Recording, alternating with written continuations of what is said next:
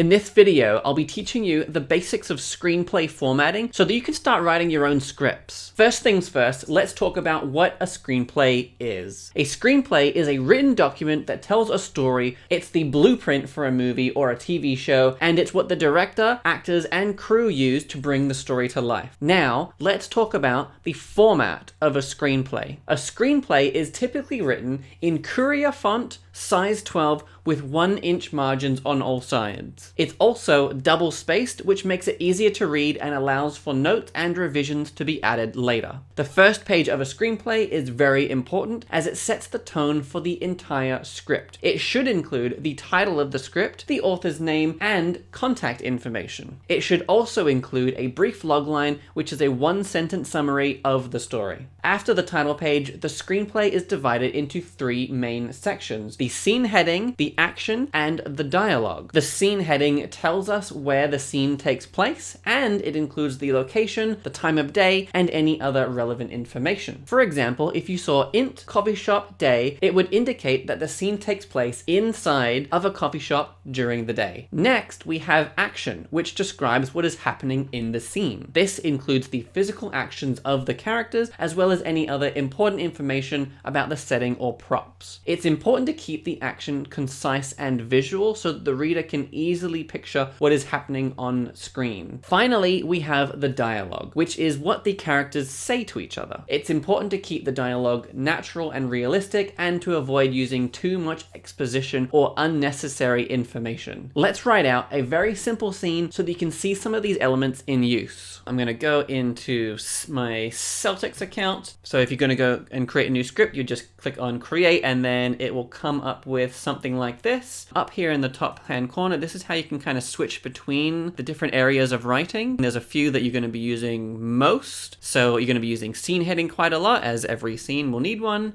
You'll be using the action quite a lot. And then there's the dialogue for the characters. So you'll be switching between these two things right here. So character is just when you're going to be determining who it is that's talking at that time. And then of course, after you've put down their name of who's talking, then you put in the actual dialogue. There are a few other things here as well, but for now, I'll just start off with talking about the main ones and we can go into the other ones a bit later. You can see here, it's already got a bit of writing to give you a bit of a guide of what you're supposed to do in these sections. So the scene heading. So first, I'm just gonna type a scene here. When you're looking at a script, you're gonna see it's gonna say int or it's gonna say ext. So int is for interior and ext is for exterior. Int is basically saying that this scene is happening inside of the room. If I was doing it outside in my driveway or something, then it would be exterior. Let's say it is in a library.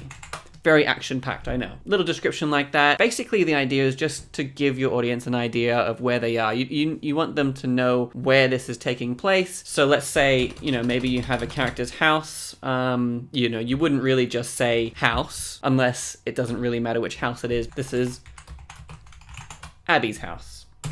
So then every time you come back to that scene, you would always label that as Abby's house so they know we're back at that same house. Then afterward, you would just put in something about the time of day. You can just say day or night if you want to, but sometimes there'll be moments in scripts that have specific requirements of when they are. So, you could say 4 p.m. if you wanted to, or you could say evening, you could say sunset. Maybe you've written one scene and then you've written another scene that's just a little while later, and you could just say 3 hours later. That's also fine. Then it says a little bit about the action for the script here. So this is the action. It describes what's happening on screen, be it mundane or extraordinary, a spectacular car chase or picking up the dry cleaning. That's up to you. Action should always follow a scene heading. Scene headings basically describe if a scene takes place indoors or outdoors, or sometimes both. They also describe the setting and the time of day. For example, with this next scene right here,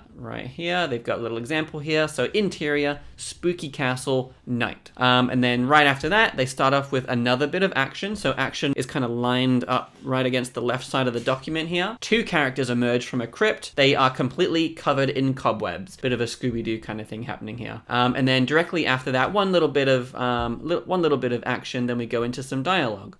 Here's where you would put the character's name. Personally, myself, I try to make an effort of actually giving the characters names rather than putting Plumber 1 or Plumber 2 or something like that. For me, it just kind of sounds a bit weird saying Plumber 1 or Guard 3, so I might put Plumber Ted, because then it just makes it feel like a real person, and it kind of helps decide who they would be and decide how they would talk. So you put the character's name with Plumber Ted. My name always appears in all caps in the center of the page. My dialogue appears directly beneath it. I'm extremely allergic to cobwebs. Okay, so, Plumber Ted is covered in cobwebs. And then you'd come over to another character here, so Daisy, sure. This little bit here is just describing a little bit about the parentheticals. So again, you can switch to parentheticals just by clicking this part here or by clicking Control 5 on PC. Parentheticals are basically just this little bit here that comes up underneath the character's name. So parentheticals are just a way to help tell people if the character is talking in a certain way or if there's just something that they need to know about the way that this person is talking. So in this case,